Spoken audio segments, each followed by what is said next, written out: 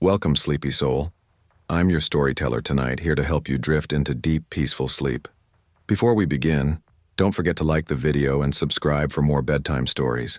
Let me know in the comments where you're watching from and what time it is. And if there's a story you'd like to hear next, I'd love to know that too. I never thought I'd be the type of guy to sit around a fire pit with my old man at 1 in the morning, talking about ghosts and creepy stuff like kids do at summer camp. But there I was. It was late October, a few years back. My wife and I had just wrapped up a Halloween party for the kids. The deal was simple: entertain them until 8, load them into their friends' parents' cars for sleepovers, then let the grown-ups have their turn. Halloween had always been my favorite holiday. My wife loved it too, so it felt right to throw a proper bash. We had pumpkins glowing in the windows, a spread of snacks that looked like something out of a Food Network special, and way too much alcohol for a Tuesday night. The kids ran around the yard in their costumes until their rides came. Then the house slowly filled with the deeper laughs, clinking glasses, and rowdy music of adults who finally got to breathe after wrangling kids all day. By midnight, the house had thinned out. The stragglers were the type who always hang too long: old friends, cousins, neighbors who don't want the night to end.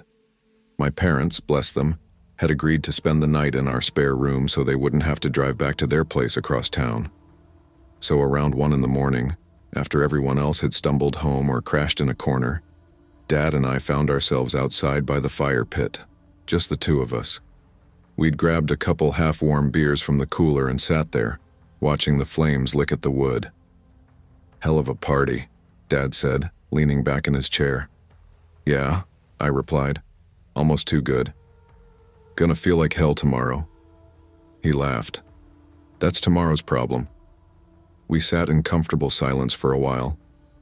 The night air was crisp, carrying that faint smell of fallen leaves and smoke that only exists in late October. Then, half joking, I asked, "Hey, you know any spooky stories? Feels like the perfect night for it." I expected him to chuckle and wave me off. My dad wasn't the ghost story type. He was practical, grounded, but instead he stared at the fire for a moment and then said, "Actually, yeah, I do." I raised an eyebrow. "Wait, you? You've been holding out on me?" He smiled faintly. "Guess I never thought to bring it up. Not exactly campfire material, but since you asked, that's when my dad told me something that still makes the hair on my arm stand up every time I think about it. Dad grew up in a small town in Ohio. I knew that part. He eventually moved back there, met Mom, and had us kids. But what I didn't know was about his college years. Back in the early 80s, he went to college in California, down near the coast. Said it was the best decision he ever made at the time. "I loved it out there," he told me. "Knew I'd come home eventually, but for a few years I got to be a beach bum." Some of my favorite memories are from those days. What I didn't know, what he had never told anyone apparently, was that he once dated a woman who, years later, would become a murderer. He said it started on a summer afternoon in 1982. He and some buddies had gone down to the beach. While they were tossing a football around, he noticed a sign advertising windsurfing lessons. There were 2 instructors, one tall, wiry guy with dark features, and one woman who caught everyone's attention immediately. She had long blonde hair, deep tan skin, and eyes that just seemed to lock onto you. She was stunning, Dad admitted. Could have been in a magazine, easy. But it wasn't just that. She had this energy, like she knew the whole world was watching her, and she loved it. While his buddies kept throwing the ball, Dad made his way over and struck up a conversation. He paid for a lesson just to have an excuse to be near her. "Truth is, I hated windsurfing," he laughed, "but I liked her." They started dating. For a while, everything felt perfect. She was charming, funny, and seemed genuinely into him. But after a month, cracks started to show. She had a roommate, another woman, who was way more than just a roommate. At first, she told Dad it was just a thing from the past, that they were strictly friends now.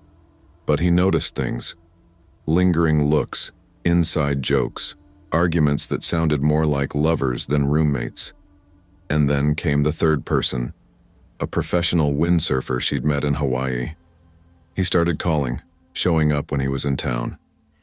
Dad said it was like she thrived on juggling people, keeping everyone just off balance enough that they never confronted her. I didn't mind that we weren't exclusive, Dad told me, staring into the fire. But I did mind being lied to. She had this way of making you feel like the truth was flexible, like rules didn't apply to her. That was the red flag I should have paid more attention to. Eventually, he walked away. Hardest damn breakup of my life, he said with a half smile. Not because I loved her that much, but because she was the kind of woman men don't usually walk away from. But I had to. I couldn't stand the games life went on. He graduated, moved back to Ohio, met Mom, started a family. Blondie was just a weird footnote in his youth.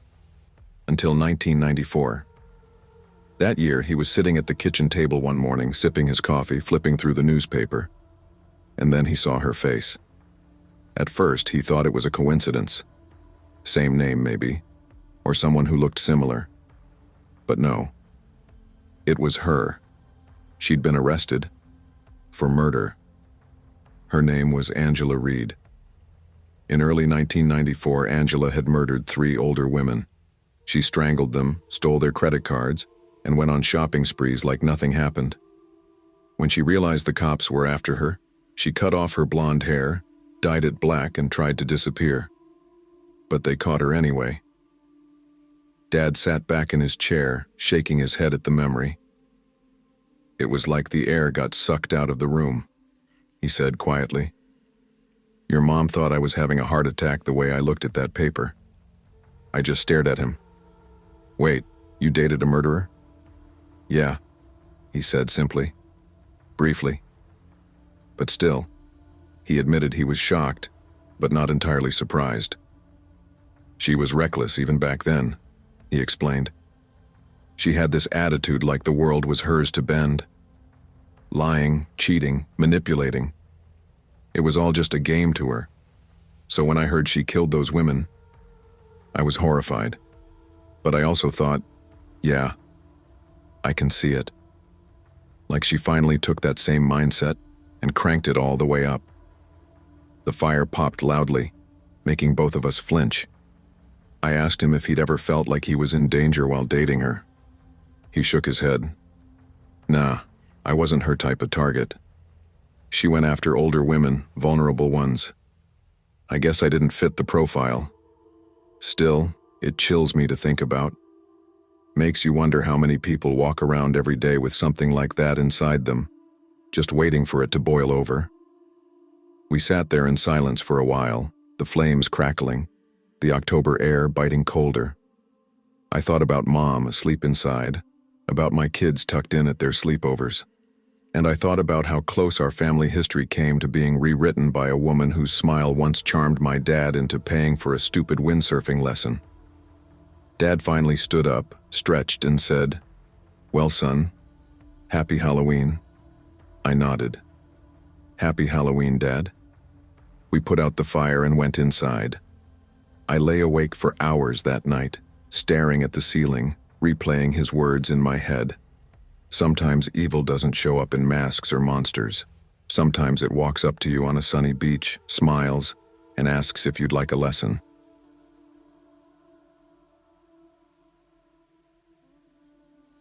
I never thought I'd be the type of guy to end up with a story like this. Honestly, I used to think those wild, crazy ex stories were just exaggerated. People making themselves sound like victims when really both sides were messy. But now, looking back on everything that happened, I know better. Some people out there are truly unhinged, and if you're unlucky enough to get tangled up with them, your life can spiral fast. My name's Ryan Taylor. I grew up in a small Ohio town where everybody seemed to know everybody. For most of college, I was pretty low-key. Hung out with my friends, worked part-time at a hardware store, tried to keep my grades decent. I wasn't a party animal, but I wasn't a loner either. By my sophomore year, I had only had one real girlfriend. That ended on decent terms, nothing dramatic. So when I met Sabrina Clark on Bumble, I didn't think twice about it. She went to the same college as me, though I had never noticed her before. She had big hazel eyes, shoulder-length black hair, and this intense energy in her messages. The first week we talked, she came off as funny, flirty, and easy to be around. We matched over mutual jokes about our professors, then started hanging out after class. She seemed sweet, maybe a little clingy, but I chalked that up to her liking me. Within a month, we made it official. For the first couple months, everything was fine. We went to movies, grabbed food late at night, studied together in the library. She always wanted to be around, but I figured that was a good sign. But little cracks started showing. "Where you at?" Sabrina texted me one Friday night while I was at a friend's place. "At Chris's," I replied. "Send me a picture." I rolled my eyes but humored her, snapping a photo of the beer pong table. 5 minutes later, "Who's that girl next to you?" I sighed. "That's Chris's cousin." "Chill, Well, if you're lying, I'll find out." I laughed it off to my friends, but inside, it didn't sit right. Over time, it got worse. If I didn't respond within 10 minutes, she'd blow up my phone with "answer me" and "WTF are you doing" messages. She had maybe one close friend, and that was it. So when I hung out with mine, she'd spiral. One night I told her, "Bree, I can't text you every second. I need space sometimes." Her face twisted. "So you do want to talk to other girls? That's what this is about." "No, that's not what I'm saying." "You think I'm stupid?" she snapped, her voice sharp enough to make me freeze. By the 4th month, I was worn down. I couldn't hang out with the guys without a full-blown interrogation. I couldn't even sit through a class without checking my phone to make sure she wasn't in meltdown mode. But the worst night, the one that made everything snap, was after a Friday bender with my buddies. We'd started at my friend Alex's house. I didn't plan on ending up at a bar, but drunk decisions happen. When I finally stumbled home past 2 a.m., I saw her, Sabrina, standing outside my mom's house in the driveway, arms crossed, eyes wide, looking absolutely unhinged. "Where the hell were you?" she screamed the second she saw me. "Bree, it's 2 in the morning, what are you doing here?" "You cheating piece of shit!" She stormed at me and started smacking my chest, my arms, anywhere she could. Not playful hits, full force. I grabbed her wrists. "Stop! You're gonna wake my neighbors." She jerked back and shrieked, "Get off me! I'm calling the cops! You're abusive!" My heart dropped. "What? Are you serious right now?" She glared at me, breathing heavy like she wanted me to beg. That was the moment I knew I had to end it. "We're done," I said flatly. "Get the hell out of here." Her face twisted like I just stabbed her. "You'll regret this, Ryan." "You will." The next days were hell. My phone lit up with paragraphs, sometimes apologizing, sometimes raging, sometimes threatening. "I didn't mean it, I just love you so much. You'll never find someone like me. Answer me before I show up again." Finally, I blocked her. Thought that was the end of it. I was wrong. A week later, my buddy sent me a screenshot from Instagram. It was Sabrina posing with some huge bearded guy in a backwards cap. He looked like he lived in the gym, veins bulging, arms crossed like he was ready to kill someone. "Guess she upgraded," my buddy joked. I laughed, but unease crept in. Something about the dude's stare screamed trouble. One Saturday, I was home alone. My mom worked nights, so the house was quiet. I was half asleep, scrolling my phone, when bam, bam, bam. The front door shook like someone was trying to break it down. I froze. My heart hammered. Then a deep voice roared from outside. "Open up, motherfucker!" I shot out of bed and crept to the living room, keeping the lights off. My phone buzzed in my hand, an unknown number calling. I didn't answer. A text came through immediately after. "Come outside before I break every window in your house." Another bang rattled the door. I peeked through the blinds. My stomach dropped. It was the guy from Sabrina's picture, the huge bearded dude, and he was pacing on my porch, fists clenched, veins bulging in his neck. He screamed, "You think you can talk shit about me and my girl? You think you're tough?" I backed away, whispering to myself, "What the hell is happening?" Then I heard glass shatter. I ran upstairs and looked out my window.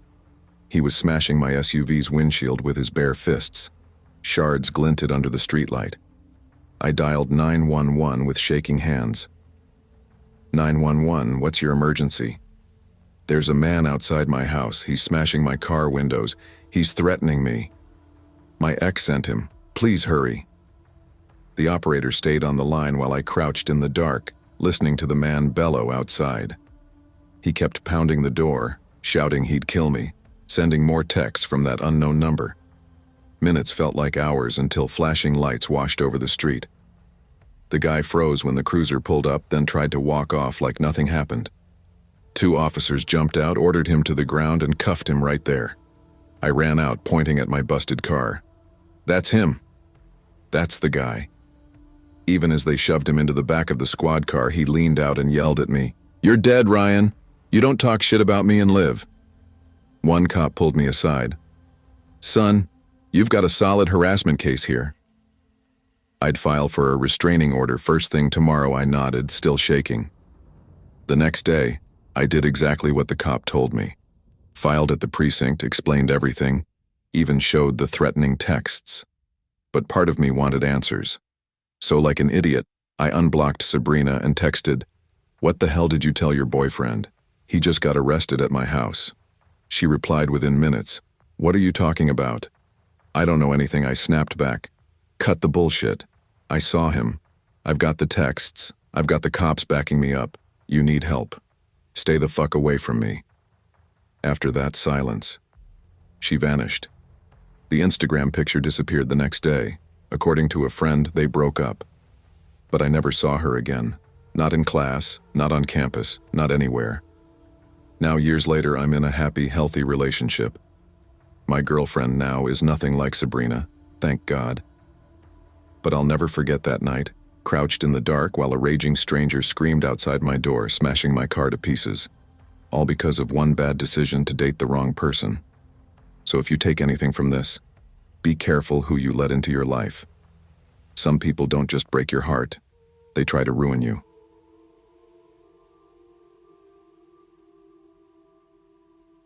I grew up in a neighborhood people only really drove through on their way somewhere better.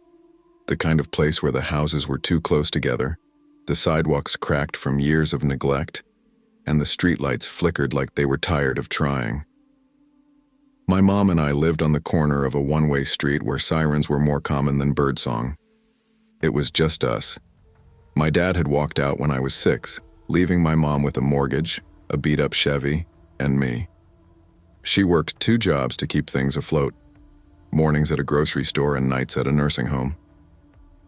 I remember sitting at the kitchen table doing homework, the house quiet except for the sound of her keys hitting the counter when she finally came home exhausted. I grew up quick because I had to. By the time I was 17, I'd learned how to keep my head down, how to walk fast at night, and how to act tougher than I felt. But I also learned how lonely it got. That's part of the reason I stayed with Reed as long as I did. Reed was older, 20 when I met him. He had this presence that filled up a room, broad shoulders, heavy steps, a voice that could drop to a growl when he was angry. Everyone in the neighborhood knew him. Some respected him, others avoided him. To me, at first, he felt like safety wrapped in danger.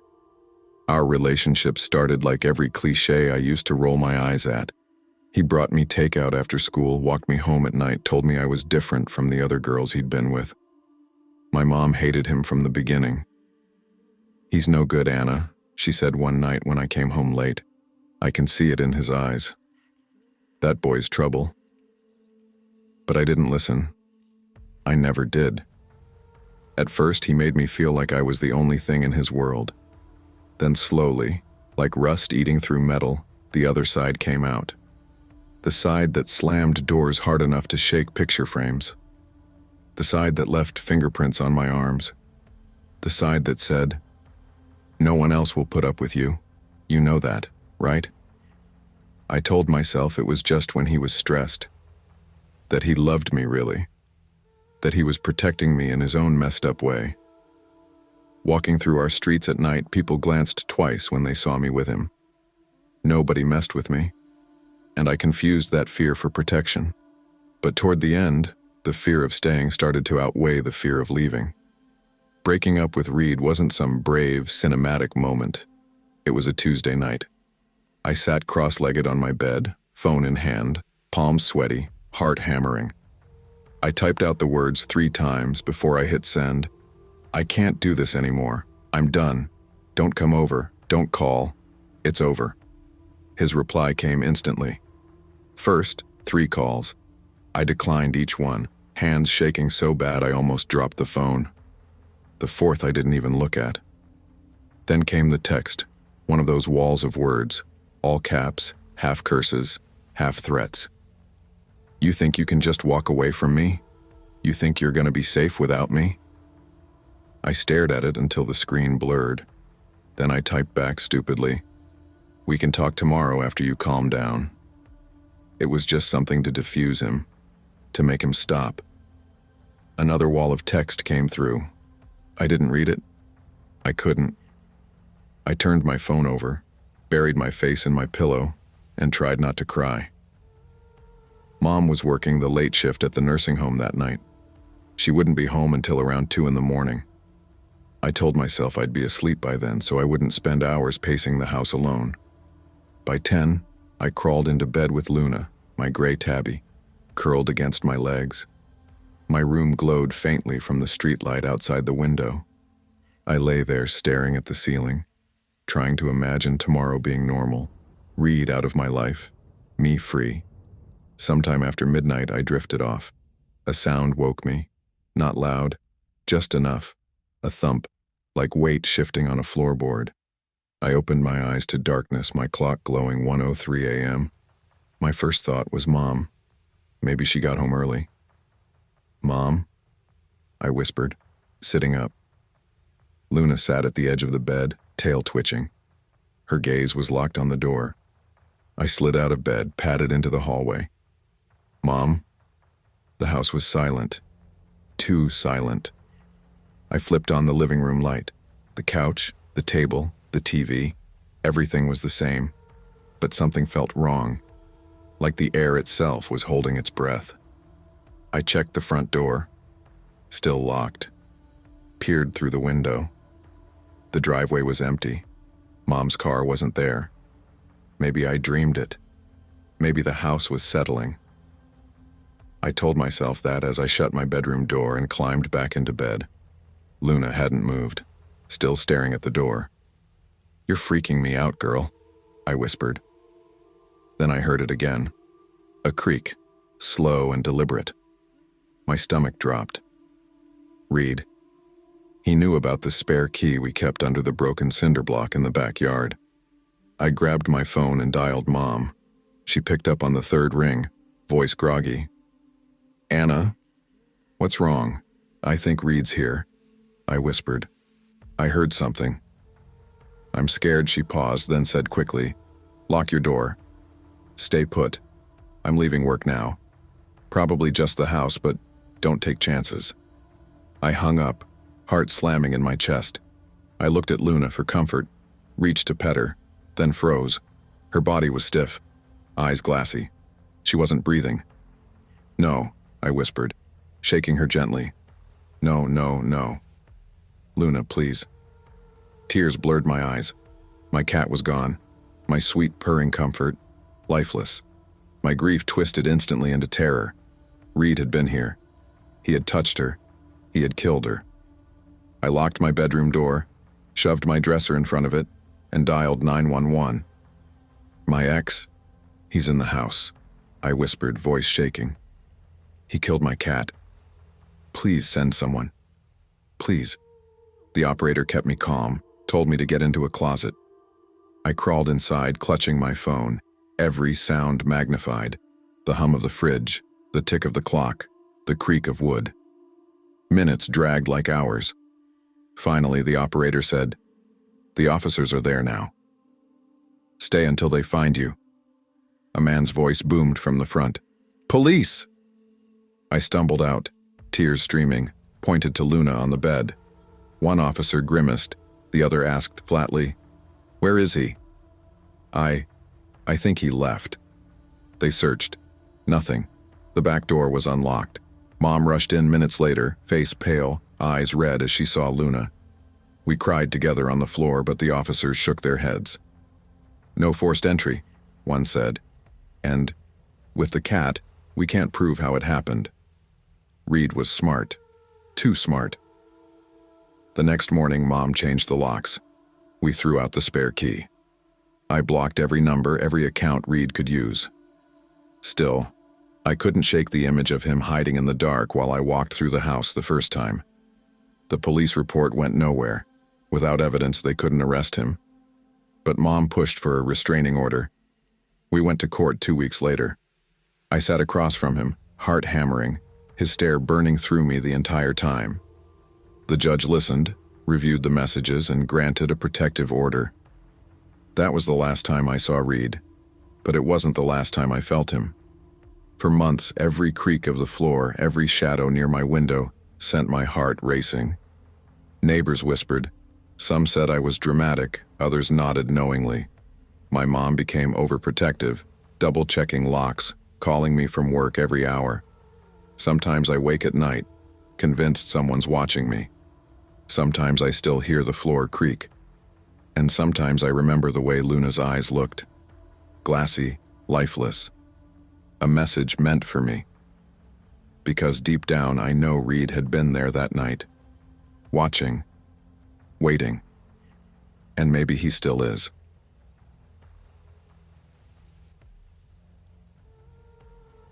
I still remember the fall of my junior year like it happened yesterday. Back then I was 16, living with my mom in a modest 2-bedroom apartment on the south side of our town. It wasn't the kind of neighborhood where you felt entirely safe walking home alone at night. Lots of half-lit streets, empty storefronts, and the occasional argument that carried from apartment windows. That fall was when I had my first real relationship. His name was Travis, and he went to Westfield High, the next town over. He was a senior, older by a year and a half, and we met the way a lot of teenagers did back then, through Facebook. He messaged me first, saying he'd seen me tagged in a mutual friend's picture. I remember thinking he looked older than 17. Big shoulders, linebacker build, scruffy jawline that made him look almost like he belonged in college already. At first, I was flattered. I mean, what junior girl doesn't feel a rush when a senior from another school is giving her attention? He started messaging me every day, asking about my classes, complimenting the way I looked in my softball uniform pictures, and before long, we were hanging out. He came to one of my softball games, sat in the bleachers like he actually cared, and afterward, he bought me a burrito from the little Mexican spot near my place. We weren't doing fancy dates, no candlelit dinners or movie theaters. We were just kids. Our dates were drives in his old Chevy, grabbing fast food, or hanging out at his place since my mom was always home. His parents worked late shifts, so his house was almost always empty. That's where I got to know his temper. The thing about Travis was, he wasn't your typical football guy. Yeah, he played, but he didn't really hang out with the jocks. He told me he didn't like the fake tough guy act they put on. Instead, he hung around with the stoner crowd and some kids that didn't really fit into one group. I didn't go to his school, so I only had his word on that. But when it was just the two of us, I noticed how quickly he could snap. If someone cut him off in traffic, he'd slam the steering wheel so hard the whole truck shook. If a waiter messed up his food, he'd mutter curses under his breath loud enough for the whole place to hear. He'd always say after, "You know, I just got a short fuse, right?" That's just me. At first, I brushed it off. I was young, and honestly, I thought his anger made him look tough, protective. I didn't recognize it as a red flag. Not until much later. Meanwhile, at my school, there was another boy, Lucas. He was in my grade, sat next to me in history class. He wasn't built like Travis, but he had this easy smile, and he actually listened when I talked about dumb little things like my favorite TV shows or how much I hated geometry. Slowly, I felt myself drifting toward Lucas, even though I was still technically with Travis. By late October, I couldn't deny it anymore. I didn't feel the same way about Travis, and I didn't know how to end it without setting him off. One night I decided I couldn't keep leading him on. I texted him. Me. Hey, can you pick me up tonight? We need to talk, Travis. What do you mean, talk? What's up? Me. Just, can you pick me up? It's important. When he pulled up outside, I could tell from the way he gripped the steering wheel that he already knew. We drove in silence for a bit before I said it. Travis, I think we should take a break. He snapped his head toward me. A break? The hell does that mean? I swallowed hard. I don't feel the same spark anymore. It's not something you did. Before I could finish, he slammed his fist into the dashboard so hard I jumped. The sound echoed in the cab of his truck, leaving a dent in the plastic. Don't give me that not something you did bullshit, he shouted. You think you can just dump me like I'm some nobody? My hand went for the door handle, but his hand shot out and gripped my shoulder. No, don't. Don't leave right now. I'm pissed, okay? Just let me drive you home. But as he started driving, I realized we weren't heading toward my house. He blew past 2 stop signs, his jaw clenched, muttering to himself. Travis, I said carefully, this isn't the way to my street. He didn't answer. His eyes were locked on the road, breathing heavy. We were heading toward the wooded backroads outside of town. Pull over, I said firmly. Let me out. No, he snapped. You're not walking away from me like that. When he finally slowed near a gravel shoulder, I didn't wait. I shoved the door open, stumbled onto the side of the road and ran. Get back here, he yelled after me. But I didn't. I pulled out my phone and called my mom, who drove out and picked me up, her face pale and furious. That night, Travis sent me a text. I'm sorry. I just lost it. Please don't give up on me. I didn't respond. 2 nights later, I was walking to Lucas's house, just 2 blocks away, when I noticed someone across the street. A figure in a black hood pulled up. They were walking the same pace as me a few yards back. I told myself it was nothing. People walked through the neighborhood all the time. But when I glanced again, the figure had crossed the street, now on my side. My stomach dropped. I texted Lucas. Come outside. Please. I think someone's following me. Okay. He replied instantly. I quickened my pace. That's when I heard it, the sound of shoes pounding the pavement. I turned and the figure was sprinting toward me. I screamed and bolted. My lungs burned as I tore down the sidewalk. Lucas came running out of his house, confusion all over his face. When I risked a glance back, the figure had turned and was running the opposite way, disappearing into the dark. I knew it was Travis.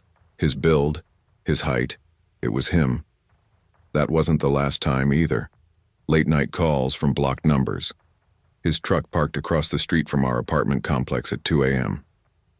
I stopped sleeping properly, jumping at every sound. Finally, my dad, who lived an hour away but came down after my mom told him everything, decided enough was enough. He drove us to Travis's house. I stayed in the car, but I rolled the window down just enough to hear. My dad pounded on the door until his parents answered. His voice shook with rage. If your son comes near my daughter again, I don't give a damn how old he is. We'll have the police on him. This is harassment. You understand me?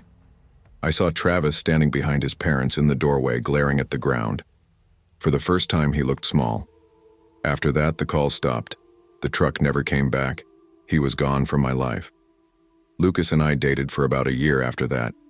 It wasn't perfect, but it was safe. Still, even now, whenever I think back to those nights, the pounding footsteps on the sidewalk, the truck outside my house, I feel that cold fear rise in my chest. Travis was my first relationship, my first lesson in red flags, and it taught me something I'll never forget.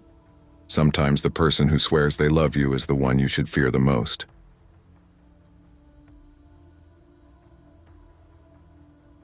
I still remember the year 2012 as the year everything came crashing down for me. I was 21, a little reckless, too trusting, and still caught between being a kid and being an adult. I had just moved out of my mom's house in Bakersfield, California, into this cramped one-bedroom apartment that overlooked a liquor store parking lot. Rent was cheap. The place smelled faintly of mildew no matter how many candles I lit. But to me, it was freedom. And at that time, freedom meant late nights, loud music, cheap vodka, and a boyfriend who seemed larger than life.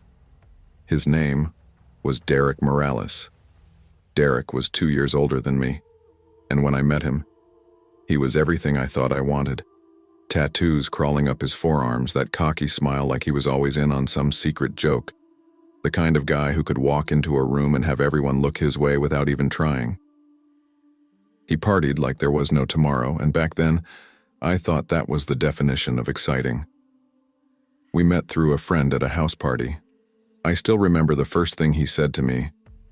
"Why's a pretty girl like you stuck in the kitchen babysitting the chips?" I laughed, mostly because it was cheesy, but also because he said it with that grin that made it hard not to. By the end of the night, I was riding shotgun in his dented black Honda Civic, windows down, music blasting, thinking, this is what being alive feels like. For about 1.5 years, Derek was my whole world. We drank too much, smoked too much, spent rent money on bottles instead of groceries, woke up with pounding headaches and laughed about it. But slowly I started to realize that I was growing tired of the chaos. I wanted something steadier, work, maybe school again, a routine that didn't leave me feeling like I was one mistake away from ruin. Derek didn't want that. When I brought it up one night, told him I wanted to cut back, maybe start saving money instead of wasting it, he looked at me like I'd just spoken another language. "Cut back?" he said, his words slurred from the whiskey. "You sound like an old lady already. We're young. This is what we're supposed to be doing." I remember that sinking feeling in my stomach, the realization that we were on 2 different tracks heading in opposite directions. The breakup came 2 months later. It was messy, yelling, slammed doors, him calling me selfish, me telling him he was stuck in place. But in the end, he agreed. He said he understood. I believed him. But Derek was not the type of guy to let go easily. The ceremonial exchange of stuff was his idea. If you've ever been in a serious relationship, you know what that means. You leave things at each other's places. In my case, it was a drawer full of makeup, a hoodie or 2, my favorite pair of sneakers, and that stupidly expensive snail slime face cream I had splurged on from a Korean beauty shop in LA. For him, it was a few shirts, some vinyl records, a pair of work boots, and a set of cheap tools he swore he needed back. We spent a week texting back and forth, arranging it. I thought it would be simple, civil, one last interaction before we both moved on. I told him I wanted him sober for it. "Just, please don't show up drunk. Let's keep this clean," I wrote. He replied, "Yeah, fine. I get it. I'll be chill." So, the night finally came, a Thursday. I remember it vividly because I'd worked an 8-hour shift at a diner off Union Avenue, came home exhausted, bagged up his things in a torn plastic grocery bag, and left it by the front door. He said he'd come by at 7. 7 came and went. No Derek. At 7:30 I texted, "You on your way?" No reply. At 7:45 I called, straight to voicemail. Finally, a little after 8, he picked up. His voice was flat, a little rough, like he'd been drinking. Yeah, I'm coming. Got caught up with something. I'll be there in 20, Derek," I said, already frustrated. "Please don't be late. I have work in the morning." He muttered something like, "Relax," and hung up. By the time the buzzer rang at 8:50, I already had that bad feeling in my gut.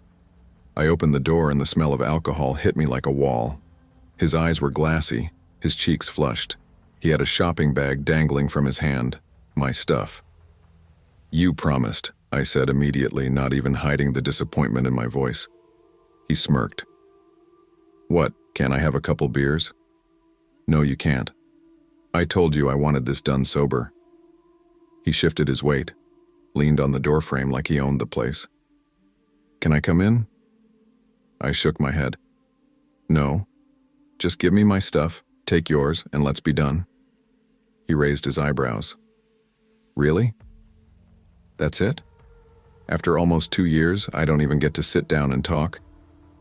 You already know why this is over, I said firmly. I don't want to fight, Derek. Just hand it over. His face hardened. This is who you are now? Cold as hell? I took a step back, ready to shut the door. If you can't act like an adult, you don't get your things. It was a bluff, and he probably knew it, but I wasn't about to let him think he was still in control. The second I tried to close the door, he shoved his foot in the frame and forced it open. The impact startled me. Derek, what the fuck are you doing?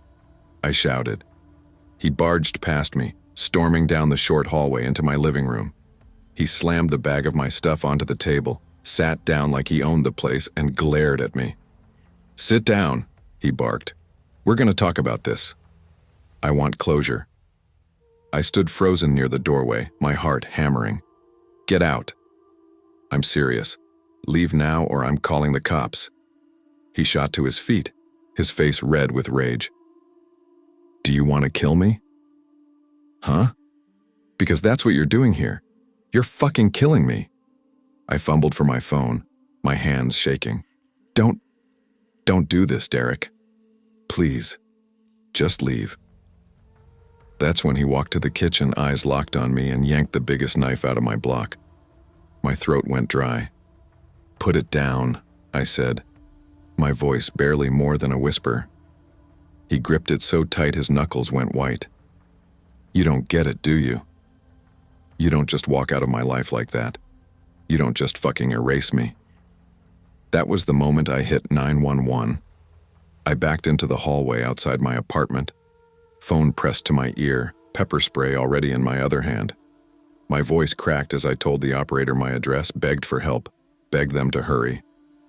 Derek stayed in the kitchen at first, pacing, screaming at me to hang up the phone. But then, he followed me out. Knife still in hand, eyes wild. I started to run toward the stairwell, my voice breaking as I yelled to the operator, "He's coming at me with a knife." Then something shifted. He stopped mid-hallway. Our eyes met for a split second, and instead of lunging at me, he turned the blade on himself. The sound of it, metal puncturing flesh, echoed in the narrow hallway. He stabbed himself again and again, shallow, brutal thrusts. The guttural noises he made will haunt me forever. I screamed and bolted down the stairs, sobbing into the phone. He's stabbing himself. Oh my God, he's stabbing himself. By the time the cops arrived, I was outside in the parking lot, hysterical, begging them not to shoot him. When they found him, he was collapsed in a pool of blood just outside my apartment door, somehow still alive. He survived after multiple surgeries. I found out months later through mutual friends. He was in and out of rehab, back and forth with drinking. Last I heard, he never really changed. As for me, that night never left me. I can't look at a knife block without remembering the way he gripped that blade. I can't hear someone raise their voice in anger without my chest tightening, and I can't shake the feeling that if I hadn't ended things when I did, maybe I'd have been the one bleeding on that floor. That was the night I learned the most terrifying thing isn't a stranger breaking into your home. It's the person you once loved, standing in your kitchen, proving that you never really knew them at all.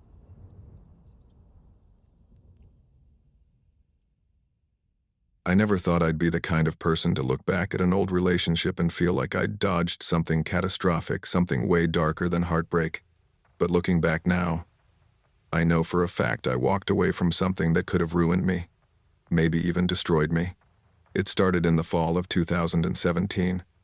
I had just moved back to my hometown, Phoenix, Arizona, after spending over a year working in Chicago as a production assistant at a mid-tier theater company.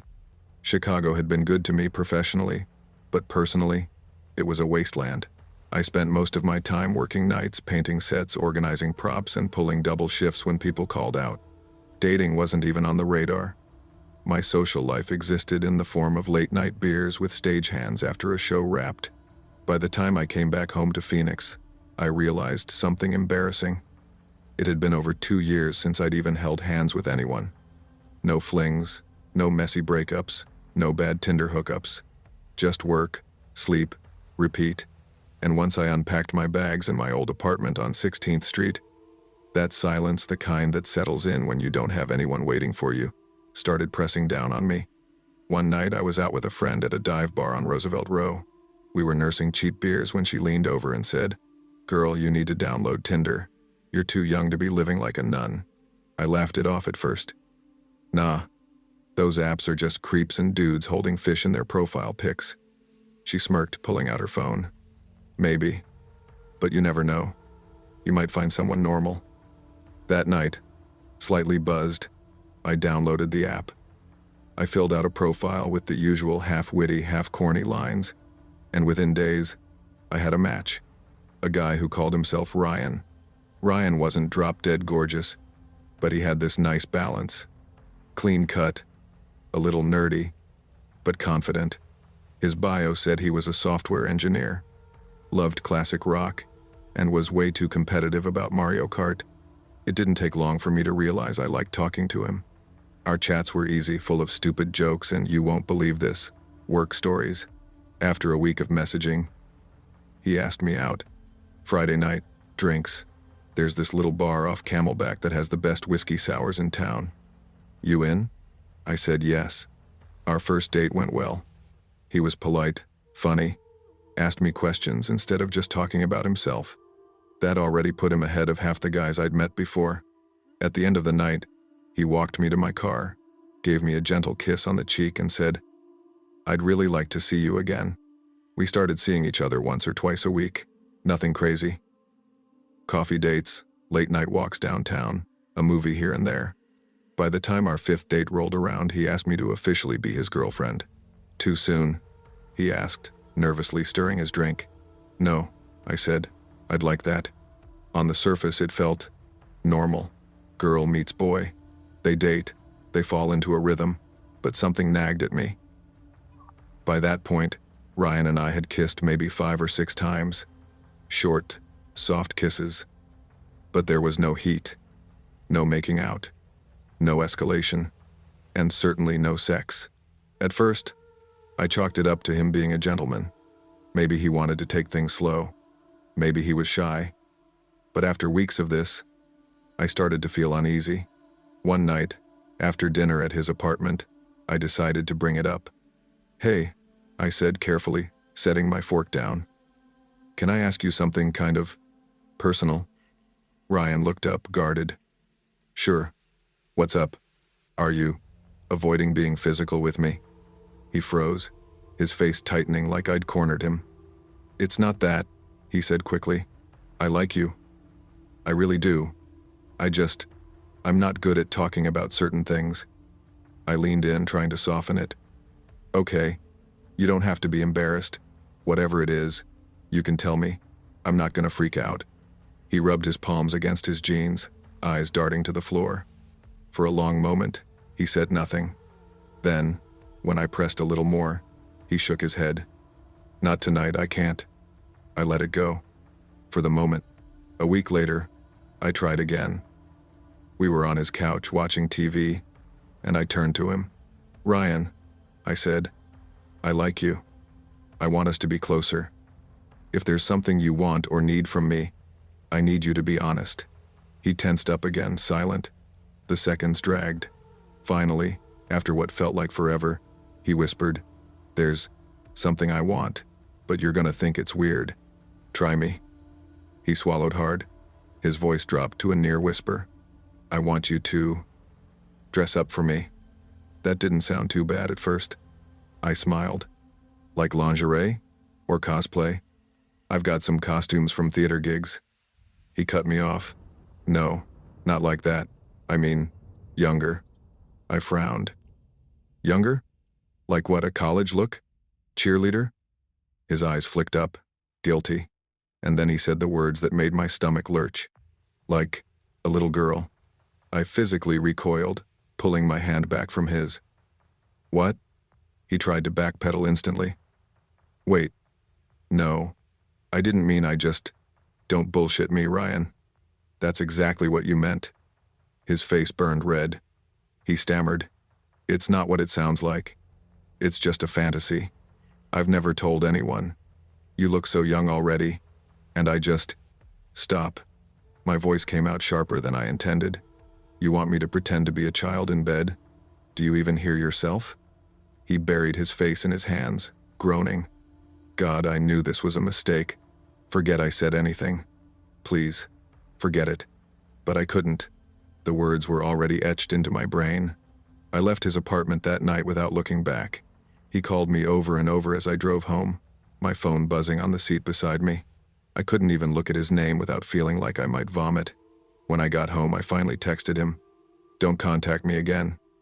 If you do, I'll treat it as harassment. Lose my number." After that, the calls stopped. For weeks, I replayed that night in my head, wondering how the hell I missed the signs. Was that why he chose me? Because I was 4'11", with a baby face? Because I could pass for way younger than I really was? I hated thinking about it, but I couldn't stop. Whenever a story about child exploitation popped up on the news, my mind went straight to Ryan. Part of me hoped he got help, that maybe he was in therapy, working through whatever made him that way. But another part of me feared it was only a matter of time before I saw his face on the evening news, arrested for something unspeakable. And the truth is, if I hadn't pushed him to open up when I did, if I'd ignored that gnawing feeling and gone further with him, I don't even want to imagine what might have happened. I dodged a bullet. But the thing about bullets is, they're still out there, waiting for someone else.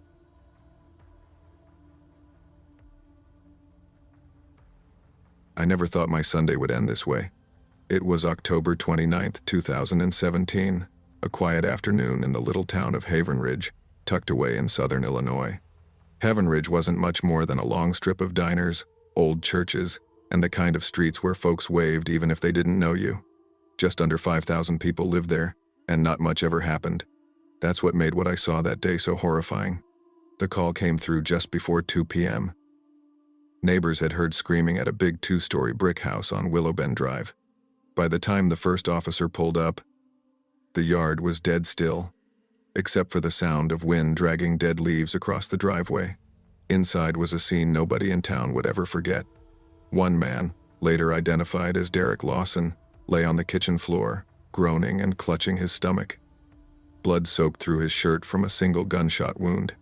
Just a few feet away, covered loosely with a sheet, was another man, Aaron Blake.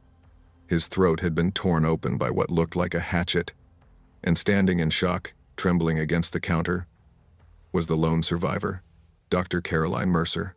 Caroline was a career academic, a history professor from nearby Springfield. But she wasn't just any witness. She was Aaron's ex-wife, and she was Derek's current girlfriend. Aaron Blake was a plumber by trade, but around town, people knew him as a devoted dad. He and Caroline had been married for almost a decade, raising 2 kids together, a 7-year-old boy and a 5-year-old girl. For years, Aaron had played the role of house husband while Caroline's work as a professor paid the bills. They'd been happy, or at least they looked that way. But over time, things soured. Caroline grew distant. She locked herself away with her work, poured herself into writing, and Aaron felt like a ghost in his own marriage. They tried counseling. They tried rekindling old sparks. It didn't work. By June of 2017, their marriage collapsed. Aaron packed a few bags and moved out. Only weeks later, Caroline started dating Derek. Derek Lawson was 13 years younger than her, a man with a reputation in the Army that was far from clean. People described him as cocky, arrogant, even violent. Reports later surfaced of him shoving a fellow cadet down a flight of stairs before he was dishonorably discharged. But Caroline, educated, respected, saw something in him. Maybe it was rebellion. Maybe it was loneliness. But by August, Derek had moved into the very house Aaron had just left. Aaron said to a friend at the bar, "I gave her that house, man. I worked on it with my own 2 hands. And now he's sleeping in my bed? Nah, that cuts deep." Still, Aaron tried to keep peace. For the kids' sake. That Sunday, Aaron was just doing what he always did, dropping his kids off at their mom's after the weekend. He pulled up to the house, his daughter asleep in the back seat, his son humming to some country song on the radio. When Caroline came to the door, her voice was clipped. "Thanks, Aaron. I'll take it from here." He nodded, kissed the kids goodbye, and turned to leave. That should have been the end of it. But Derek appeared in the doorway, arms crossed, eyes locked on Aaron. "Hey," Derek said, too casual. "Mind showing me one of those rifles you're always bragging about? You know, the ones you kept in the garage?" Aaron frowned. "What for?" "Just want to send a picture to a buddy. He's looking to buy." Aaron hesitated. It didn't sit right. But he was tired of looking like the bitter ex-husband, tired of playing the villain in Caroline's story. So he shrugged. "Fine. 2 minutes." They walked into the garage. Aaron bent down, unlocked the gun safe, and that's when it happened. Aaron later told police, "I opened it up. Next thing I know, wham. Something cracked against my head. I spun, and he's swinging that damn hatchet. I didn't even know what hit me. I just kept thinking, why? Why the hell is he doing this?" 8 strikes, head, neck, shoulder. Blood splattered the concrete floor. Desperate, Aaron reached for the rifle, managed to lift it, and fired 1 shot. The bullet tore through Derek's pelvis, dropping him instantly. Derek screamed, clutching his stomach. Aaron collapsed, barely conscious. Minutes later, Caroline walked in. The scene was carnage, blood everywhere. Derek writhing, Aaron gasping. She screamed, dropped her phone, then scrambled to call 911. Both men survived, but barely. Aaron was left paralyzed from the neck down, confined to a wheelchair for life. Derek underwent emergency surgery, his pelvis shattered, and when police began questioning them, their stories couldn't have been more different. Aaron said, "He ambushed me. That's it. I was showing him the rifle. He cracked me from behind with that hatchet. I didn't even have a chance. I wasn't mad about Caroline. Hell, I was seeing other women by then. I was relieved to be out, but he wanted me gone for good." Derek said, "That's bullshit. Aaron lured me out there. He pulled a gun on me first. I just defended myself. I grabbed whatever was close, the hatchet, and swung.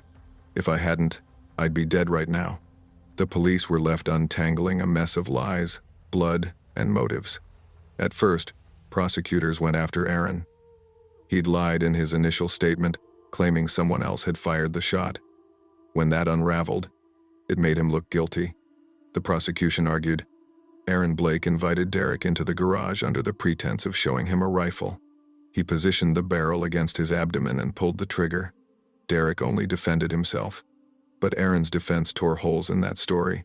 Ballistics experts testified the shot wasn't fired at close range, it came from at least 12 feet away.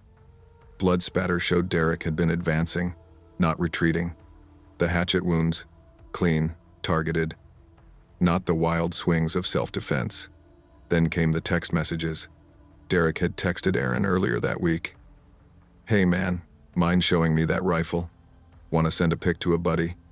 When asked in court who the buddy was, Derek suddenly couldn't remember. The jury didn't buy his act. After just 3 hours, Aaron was acquitted of all charges. What came out afterward was darker. Caroline, who'd stood by Derek through the trial, had been moving money $200,000 from her and Aaron's joint mortgage account into her own. 5 days before the attack, she told her therapist, "I can't deal with him and his custody demands. He wants the kids 50-50 just so he gets half the assets and no child support." 12 days after Aaron lay paralyzed in intensive care, Caroline applied for an $800,000 life insurance policy in his name. And on New Year's Day, a woman slipped into his rehab center at dawn. She stood over Aaron's bed, silent, as if weighing something in her hands. A nurse startled her, and she bolted. When police caught her, she claimed she was training for a marathon. Later, a tip to Crime Stoppers revealed she had been in some kind of relationship with Caroline. The caller warned, "She's planning to smother him with a pillow." Caroline denied it all, but suspicions mounted. By 2023, she fled the country with her 2 children, only to be caught in the Pacific island nation of Palau. Derek was arrested too, charged with conspiracy to murder. Now, both sit in custody, awaiting trial. What began as a bitter love triangle in a sleepy American town ended with betrayal, violence, and a family destroyed. And somewhere in Haven Ridge, people still drive past that red brick house on Willow Bend Drive. shaking their heads, whispering, "That's where it happened."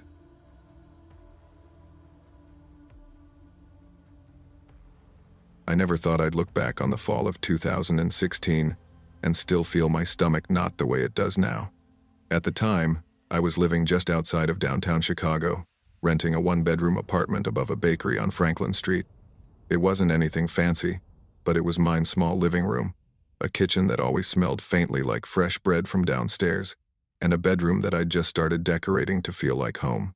Back then, Sundays were for football and beer. That particular September, I'd met up with my buddy Rick at O'Malley's, a bar we'd been frequenting for years. Rick and I had known each other since high school, and though life had taken us in different directions, me working a desk job at an insurance office, him bouncing between odd jobs, we always came back to football. That Sunday, the Bears were playing like crap, barely holding it together, but we didn't care. It was an excuse to drink, eat wings, and yell at the TV. Halfway through the second half, Rick's phone buzzed. He leaned back in his chair, smirked, and said, "Hey, mind if my girl swings by? She's bringing a coworker. Says she's cute." "Yeah, man, of course," I said, barely taking my eyes off the screen. About 30 minutes later, they showed up. Rick's girlfriend, Katie. I already knew she was sweet, loud in a fun way, the kind of girl who made friends with bartenders everywhere she went. But the woman with her name was Layla, stopped me cold. She was, without exaggeration, one of the most striking people I'd ever seen. She had this half Middle Eastern look, olive skin that seemed to glow in the bar's dim light, long dark hair, and eyes that locked onto you like they could see straight through all your bullshit. Katie did the whole fake casual introduction, but I noticed the way she smirked at Rick. Later, I'd find out Layla had already asked about me after seeing a picture of us on Katie's Facebook. Matchmaking in progress, basically. We got to talking, and it was easy. She had this quick wit that made me laugh, and I felt like I had to be sharper just to keep up with her. Numbers were exchanged before the night was even over. One coffee turned into three turned into dinners, late-night walks, and hours of talking on my couch with the TV on mute in the background. Layla was intense, that's the only word I can use to describe her. When she was happy, it was infectious. She'd throw herself into conversations, into laughing fits, into making plans for the weekend. And when she kissed me, it was like she poured every ounce of herself into it. We made it official after about a month. At first, it was everything I thought a relationship should be. She'd meet me at the train station after work, sometimes with a coffee waiting in her hand for me. We had our little traditions too, like watching Jeopardy every night. It became a thing, yelling answers at the TV, keeping score like idiots. But then, maybe 2 months in, I noticed this other side of her. She hated being wrong. Not like, "Oh, she's stubborn," kind of way, more like she took it personally. One night, there was this question on Jeopardy about who wrote "My Sweet Lord." I shouted, "George Harrison." She said, dead serious, "No, it's Lennon." I shrugged. "Nah, Lennon wrote Imagine. My Sweet Lord was George." She gave me this look, sharp as glass, like I'd just insulted her intelligence. When the TV confirmed it was Harrison, I said, "Told you," in the softest way I could. She didn't speak to me for the rest of the episode. I thought she was joking at first, but when I asked, "You good?" she just ignored me. Eventually, she grabbed her purse, slammed my door, and left. 3 hours and 6 missed calls later, she texted, "Layla, you embarrassed me. You made me feel small. I don't deserve that." I didn't know how to respond. I hadn't mocked her. I hadn't even raised my voice. But when I tried to explain, she broke down crying, saying she was stressed from work. Her aunt back home was sick. She just snapped. I forgave her. Maybe I shouldn't have. After that, the fights kept happening. Little things became big things. If I was 5 minutes late, it was, "Why don't you respect my time?" If I didn't like a restaurant, she suggested, it was, "Why do you always dismiss me?" But when it was good, it was really good. That's what kept me hanging on. She had this way of making you feel like you were the only person in the world when she wanted to. 6 months in, though, the balance tipped. The bad outweighed the good. I didn't want to imagine bringing her home to meet my mom or, God forbid, moving in together. So I ended it. I did it in a coffee shop, on advice from Katie. Public place, less drama. Wrong. Layla caused a scene loud, tears, stormed out. A week later, we exchanged the stuff we'd left at each other's places. She was cold as ice. No scene this time, but I could feel the hate radiating off her. I told myself it was over. By July of the next year, I was seeing someone new, a girl named Emily. It was casual, just 3 dates in, but promising. After our third date, a kiss outside a wine bar, I rode the L home feeling buzzed and hopeful. I crashed into bed around midnight. Next thing I knew, I woke up in pitch darkness with this horrible, crawling feeling that someone else was in the room. At first, I thought I was dreaming. Then I heard the softest creak of my bedroom door. My body went rigid. The mattress dipped slightly, like someone was sitting down right next to me. I rolled over fast, heart pounding, expecting a burglar or worse. It wasn't. It was Layla. She was sitting on the edge of my bed, hair hanging forward, just staring at me. For a split second, I thought no. I knew she was there to kill me. "Layla, don't," I stammered, scrambling backward, almost falling off the bed. She whispered, "I'm sorry." Then she stood up, walked out of my room, and left my apartment without another word. I didn't sleep the rest of that night. Just sat there, shaking, replaying it in my head. How did she even get in? I remembered I'd given her my spare key months before, back when things were good. She'd given it back when we split. But what if she'd made a copy? The thought made my skin crawl. I didn't have her number anymore, deleted, blocked. No socials either. So I asked Katie to pass along a message. If Layla ever came near me again, I'd go to the cops. Katie told me Layla read the message, then blocked her. No response. That was the last I ever heard from her. Sometimes, I convince myself I must have left the front door unlocked. Maybe it was just dumb luck she tried the handle that night. But then I think about the way she slipped into my room, sat down without a sound, and whispered an apology before disappearing. If she just wanted to talk, there were 1,000 better ways. No, she wanted me vulnerable. Wanted me to feel that fear. And I did. God, I did. I moved out of Chicago in 2020, and I pray to God I'll never see her again.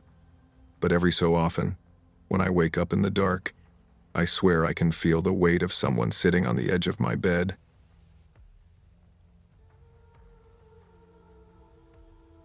I never really thought of myself as someone who would end up in a controlling relationship. If you asked anyone who knew me back then, they'd probably describe me as independent, stubborn even, the kind of person who wasn't afraid to speak my mind. But in 2015, I met someone who turned that image of myself upside down, piece by piece, without me even realizing it. His name was Caleb. We met at a coffee shop near my work in Springfield, Missouri. I was standing in line on my lunch break, scrolling through my phone, when I heard someone behind me say, "Hey, you've been staring at that menu for 5 minutes, you waiting for it to read itself out loud?" I turned and saw this tall guy, broad shoulders, dark blonde hair that needed a trim, grinning like he'd just told the funniest joke in the world. I rolled my eyes and laughed politely, but he kept the conversation going, lighthearted, quick. He bought my latte when we got to the register, insisting it was just being neighborly. I didn't know it then, but that was the first little hook. At first, Caleb was charming in the way people like him often are. He knew how to make me feel special, texting good morning every day, showing up outside my office to walk me to my car, saying things like, "Nobody else around here appreciates you the way I do." It felt flattering, safe even. But within a few months, the tone shifted. One night, we were watching a movie in my apartment, and my phone buzzed on the table. It was a message from my coworker, Jill, reminding me about a project deadline. Caleb leaned over, picked up my phone without asking, and read it out loud in this mocking voice. "Don't forget the budget reports are due Friday." He laughed, then looked at me sharply. "Why is she texting you after hours?" I remember saying, It's work, Caleb. It's literally about reports. Yeah, but why does she feel comfortable blowing up your phone this late? She isn't, I started. But he cut me off. You should set boundaries. People take advantage of you. It was such a small fight. But looking back, that's when I started explaining myself more than I should have. Things escalated slowly. By the following spring, he was showing up unannounced at my apartment, letting himself in because I'd given him a spare key. He didn't like when I went out with my friends. He said the bars were full of guys waiting to hit on me. He'd say things like, "Babe, I'm just trying to protect you. You know I get anxious when you don't answer right away. If you really cared about me, you wouldn't make me worry like that." Every time, I'd cave. It was easier than fighting. The night that really burned into me happened in late August.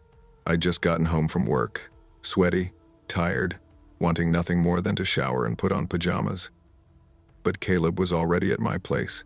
He'd let himself in again. He was pacing in the living room, jaw tight. "Where the hell were you?" I froze. "I told you, I had to stay late. The quarterly reports. Bullshit." His voice was low, dangerous. "You think I'm stupid?" I set my bag down, trying to keep calm. "Caleb, please. I literally just came from the office. You can call Jill if you don't believe me." That must have been the wrong thing to say. He grabbed the nearest thing off my bookshelf, a framed photo of me and my brother, and hurled it at the wall. Glass shattered across the hardwood. I jumped, heart pounding. "What the hell is wrong with you? Don't talk to me like that." His face was red, veins in his neck standing out. "Don't you dare." I backed toward my bedroom, shaking. "I don't want to fight. Just let me shower. Please." He followed me, his footsteps heavy. When I tried to shut the bedroom door, he shoved it back open. "Don't walk away from me." "Caleb, stop." I slammed the bathroom door and locked it, chest heaving. That's when the real nightmare began. At first, he banged on the door with his fists, screaming, "You think you can hide from me? Open the damn door. Or, I swear, don't make me do something we'll both regret." I sat on the floor of the bathroom, wrapped in a towel, crying quietly, trying not to make a sound. But then I heard a thud. Not fists this time. Something heavier. Thud, thud, thud. I jumped with each hit. It sounded like the door frame was splintering. Between strikes, he screamed, "Come out, don't make me keep doing this." I thought, this is it. This is when he finally crosses the line and actually hurts me. I pressed myself into the corner, whispering prayers under my breath. After what felt like an eternity, it went silent. Then, the sound of the front door slamming shut. When I finally opened the bathroom door, my hands were shaking so badly I could barely turn the lock. That's when I saw it. On the floor of my bedroom, just outside the bathroom, lay the heavy wooden Buddha statue I'd kept on a shelf. A gift from my aunt, something I'd always associated with calm and peace. Caleb had used it to bash the door, denting the wood, leaving chips on the floor. I stared at it, nauseated. He'd taken the literal symbol of peace in my home and turned it into a weapon. That was the night I finally told myself I couldn't stay. I called my brother the next morning, voice trembling, and said, "I need you to come get the spare key back from Caleb. I can't do it." He didn't ask questions, he just came. When Caleb realized I'd cut him off, the texts started. Begging, at first, "I'm sorry, babe, I lost my temper. Please don't give up on us." Then angry, "You'll regret this. Nobody's gonna love you like I do." Then silence. It's been years now. I've moved twice since then. I still have the Buddha statue, though. I couldn't bring myself to throw it away. It sits on a shelf in my current apartment, dented at the base, scarred in a way that will never go away. Sometimes I catch myself staring at it, remembering the sound of it smashing against the door, remembering how small and fragile I felt that night. People always ask me why I kept it. I tell them it's because I need the reminder of what I escaped, and the line I swore no one would ever cross with me again.